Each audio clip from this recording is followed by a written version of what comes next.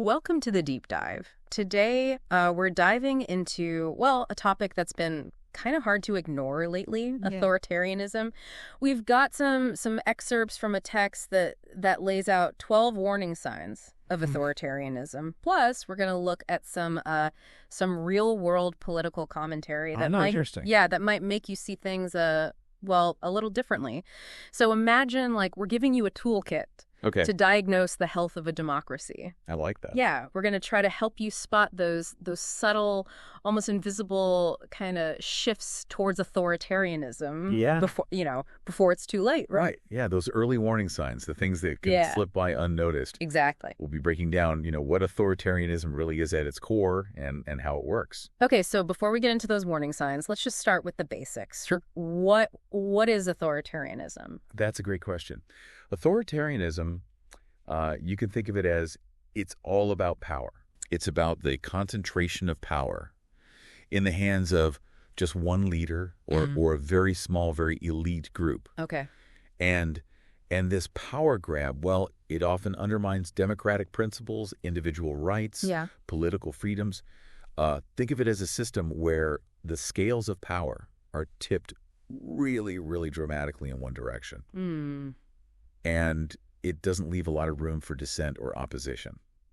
So it's not just about having a leader with an authoritarian personality, right? Right. It's about how the entire system can shift. Yes, exactly. Okay. It's about the entire system shifting to concentrate power. Yeah. And that's where these warning signs that we're going to talk about come in. Okay. They're indicators that society might be drifting towards authoritarianism. Yeah. Our source material lays out 12 of these signs, and they're surprisingly interconnected.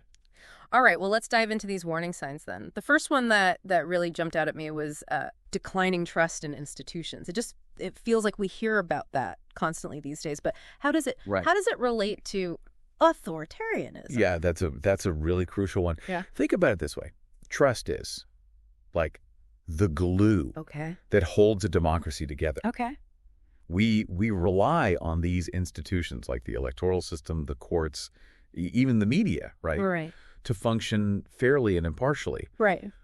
But when people lose faith in these institutions, well, they become much more susceptible to the allure of a strongman leader who promises to come in and fix everything. Right. So it creates a sort of power vacuum. Yes. Where people are just looking for someone to step in and take charge, even if that person might have some authoritarian continues. Yeah. Exactly. And that's where the second warning sign comes into play, the attack on a free press and control of information. Mm-hmm. Authoritarians, they understand that controlling the narrative is absolutely crucial to maintaining power. Makes sense. So they'll often try to discredit these legitimate media outlets, labeling them fake news or the quote-unquote enemy of the people, just to sow distrust and create this environment where their version of the truth is the only truth. Yeah, it's like they're trying to create an echo chamber, right? Exactly. Where dissenting voices are drowned out and only their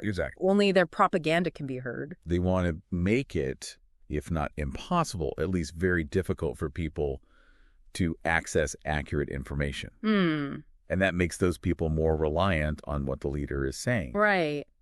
And this control of information often goes hand in hand with the third warning sign, weakening of civil liberties. See, that's where it starts to feel really personal. Yeah. Civil liberties are those fundamental rights that protect us as individuals, right? Exactly. Like freedom of speech, the right to assemble, freedom of association, all of that. Yet these are the freedoms that let us express ourselves, hold our leaders accountable, and participate in the democratic process.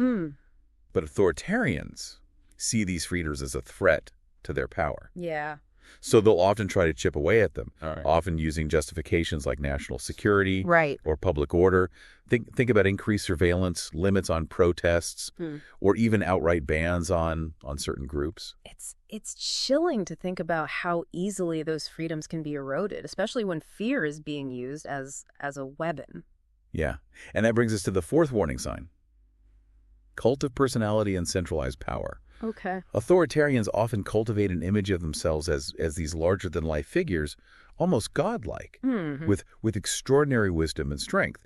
This is achieved through careful propaganda, state-controlled media, and even educational systems. So it's more than just like supporting a leader's policies at that point, right? Well, it's about creating an atmosphere of hero worship and unquestioning loyalty. Precisely. The leader's achievements are glorified, and their failures or any corruption are just completely swept under the rug. Right, okay. This cult of personality goes hand in hand with the centralization of power, and decision-making becomes more and more concentrated in the hands of just the leader, with less and less accountability or oversight. So you have this combination of a charismatic leader who's being portrayed as almost infallible. Yes. And at the same time, they're consolidating power, making it harder and harder to challenge their authority. Exactly.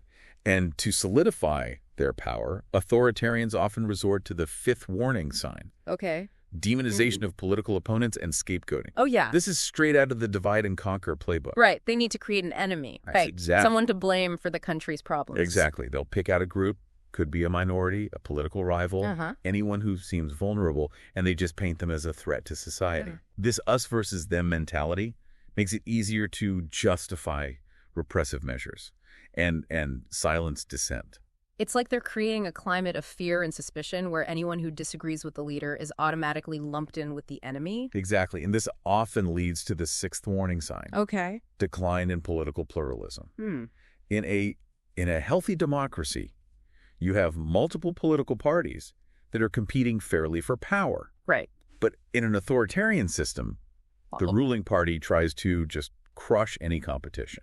So we might see changes to, like, election laws that make it harder for opposition parties to win, or like harassment of political opponents, or even manipulation of election results. Exactly. They'll use any means necessary to maintain their grip on power. Wow. And that includes silencing dissenting voices. Okay, so we've got declining trust, attacks on the press, erosion of civil liberties, a cult of personality, demonization of opponents, and a declining political pluralism. It's a pattern. It is. It's starting to paint a pretty disturbing picture here. Yes. But we've only covered 6. We've only covered 6. What are the 12 warning signs, right? That's right. And as we dig into the remaining 6, you'll see how they all kind of connect. Okay. To create this system where power is concentrated and individual rights are suppressed.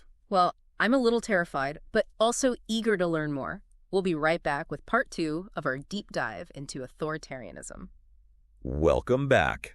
Ready to explore the next layer of this authoritarian puzzle. Absolutely. So far, we've talked about how declining trust, attacks on the press, and the erosion of civil liberties can really, like, set the stage for authoritarianism, and how a cult of personality combined with, you know, the demonization of opponents can really, like, solidify a leader's grip on power. Right. Where do we go from there? Well, all of these factors that we talked about, they create this environment where the 7th warning sign can really take root. Okay. Use of fear and propaganda. Fear and propaganda. It feels like, I mean, those feel like tactics that we see all the time, even in, you know, even in less extreme political context, right? You see it everywhere. So how do they become, like, tools of authoritarianism? How does that happen? Well, it's all about manipulation. Okay. Authoritarians are masters at exploiting people's fears and anxieties. They often do this by exaggerating threats, whether they're real or imagined, to create this climate of uncertainty and vulnerability. It's that classic be afraid, be very afraid. Only I can protect you. Yes, exactly. And then they use propaganda to reinforce that message. They flood the airwaves with carefully crafted narratives that demonize their opponents and present themselves as the only solution. They might, control the media, censor dissenting voices, spread disinformation, all to shape public opinion. So they're not just playing on existing fears, they're actively creating fear and then offering themselves as the antidote. Precisely. And in that climate of fear and uncertainty, people become much more willing to accept authoritarian measures. Even if those measures infringe upon their freedoms. They're willing to trade liberty for the illusion of security. And that's when we start to see the eighth warning sign, undermining the rule of law. So at that point, it's no longer about like playing by the rules of democracy, right? Right. The leader becomes the law. Yeah, in essence, yes. Authoritarians often see themselves as above the law. Right. They might ignore court rulings, bypass the legislature, and use their power to reward loyalists and punish critics. So you might see like selective enforcement of laws. Exactly. Where the leader's allies get a free pass while their opponents are targeted. Exactly. Or they might change laws retroactively to justify actions that were previously illegal. Right. They manipulate the legal system to serve their own interests, and that erodes the very foundation of a just and equitable society. Which brings us to the ninth warning sign, and this one really sends chills down my spine. Yeah. Militarization of society and use of paramilitary forces. This is where things can take a very dark turn. Yeah. Authoritarian regimes often rely on force and intimidation to maintain control.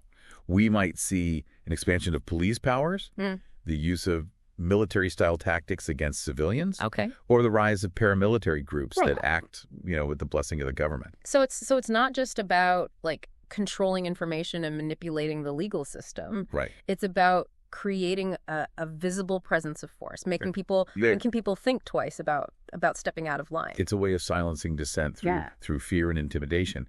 The message is clear. Challenge the regime, and there will be consequences. This feels like it's moving away from those subtle shifts we talked about earlier. It is. And into a more overt, form of authoritarianism. Yes, and it's often accompanied by the 10th warning sign. Yeah. Manipulation of nationalism and populism. Now, nationalism and populism, those in themselves aren't inherently bad things. There can be like powerful forces for positive change. Yes. So how do authoritarians twist these sentiments to their advantage? Well, they exploit them by tapping into people's fears and prejudices. Okay. They present themselves as the sole defenders of the nation, the only ones who can protect the people from internal and external enemies. So they create a sense of like us versus them, where anyone who doesn't blindly follow the leader is seen as a traitor or an outsider. Exactly, and it's incredibly effective at rallying support and silencing dissent. Yeah. People are more willing to overlook abuses of power if they believe it's being done, in the name of national security or to protect their interests. It's a dangerous game to play, though, because I mean, once you start defining like who's in and who's out, right, it's a slippery slope towards exclusion and discrimination. Absolutely, and it's often a precursor to even more extreme measures. Okay. Which brings us to the 11th warning sign. Gradual normalization of extreme measures. This one sounds almost like too sneaky to be true. Yeah. How does that work? Authoritarians, they rarely seize power overnight. Okay. Instead, they introduce these repressive measures very gradually, often using a crisis or an emergency as justification. And each new restriction, it might seem small or temporary at the time, but over time, they add up and people just become desensitized to the erosion of their rights. It's the classic like analogy of the frog in boiling water, right? Exactly. The temperature increases so slowly that the frog doesn't realize it's being cooked alive until it's too late. And that's why it's so important to be vigilant. Yeah. To push back against even seemingly minor infringements on our freedoms. Because once those freedoms are gone, they're incredibly difficult to get back. So you've got this gradual chipping away at freedoms combined with like a constant barrage of fear and propaganda all wrapped up in this nationalist package. Right. It's starting to feel pretty Orwellian at this point. It is. And to complete the picture, we have the 12th and final warning sign. Okay. Suppression of academic and cultural institutions. Because free thought and critical thinking are the enemies of authoritarianism. Precisely.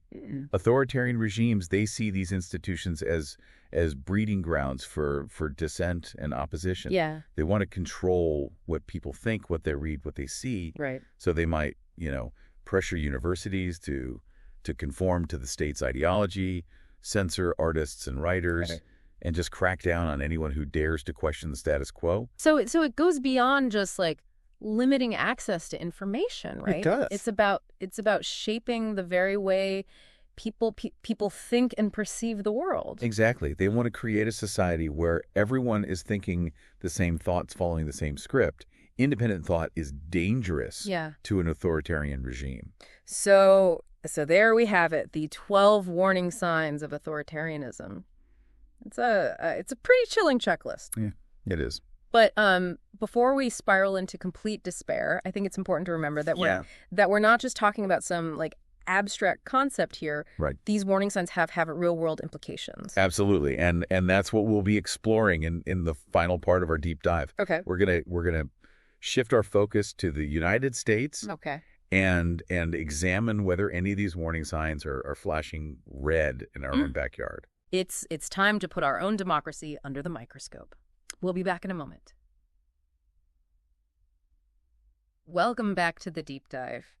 We've spent the last 2 segments exploring those 12 warning signs of authoritarianism, and and I gotta say, it's been kind of heavy. But before we start, stocking up on canned goods and building underground bunkers, right, I think it's time for a dose of reality and maybe a little bit of hope.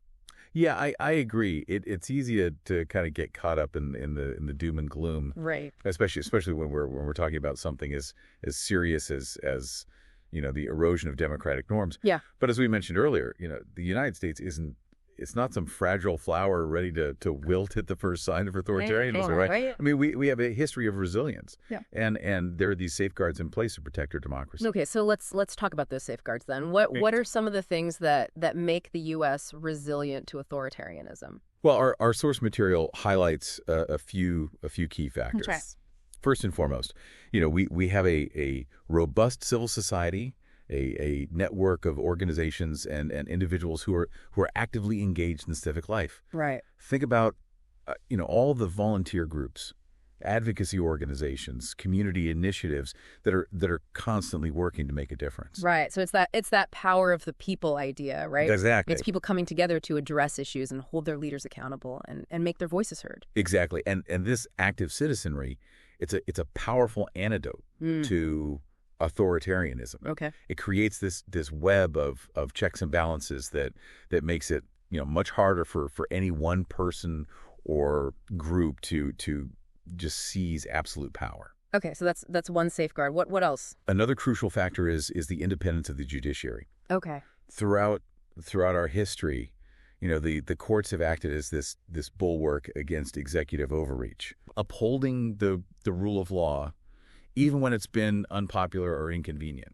We've seen examples of this time and again, right? Yes. The courts striking down unconstitutional laws, protecting individual rights, and ensuring that everyone, regardless of their political beliefs, is treated fairly under the law. Exactly. And while judiciary isn't perfect, it remains this vital check on power. Right. It makes it much, much harder for authoritarian tendencies to really take root. Okay, so we've got a vibrant civil society and an independent judiciary. What else helps to protect our democracy? Well, despite all the challenges and controversies, the U.S. still has a system of free and fair elections. Okay. It's not it's not perfect, but it is a cornerstone of our democracy. That's a big one. We talked earlier about how authoritarians often try to manipulate or undermine elections to maintain their grip on power. Absolutely. And we've certainly seen, attempts to do that here in the US. Right. But ultimately the system is held up. Right.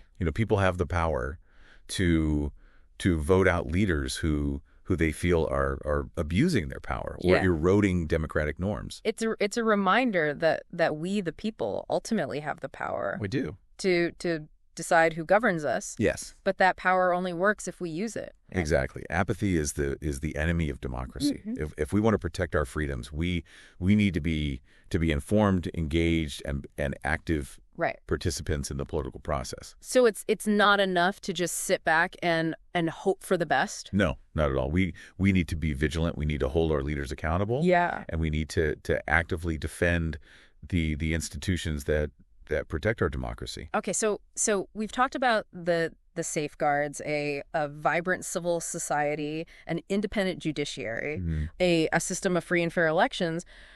But what can we do, like as individuals, to push back against these authoritarian trends? What actions can we take to make a difference? Well, our source material offers some concrete suggestions. Okay. First and foremost, it emphasizes the importance of strengthening democratic institutions. Okay. And that means, supporting organizations that work to protect voting rights, advocate for campaign finance reform, and promote government transparency. So it's about like getting involved, donating to causes we believe in, contacting our elected officials to let them know where we stand on these issues. Exactly. And it also means, supporting a free and independent press.